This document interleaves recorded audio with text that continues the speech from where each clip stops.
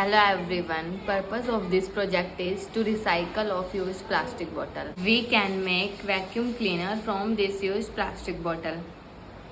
What we need to have: one plastic bottle, 9-volt battery, 3-volt motor and biodegradable plastic fan, one switch and a filter to block the dust to wash the fan. We need to cut the bottle in shape and need to fit fan along with motor in it. Adjusted the filter net inside the bottle, keep the dust away from the fan while it is running. That's how it works.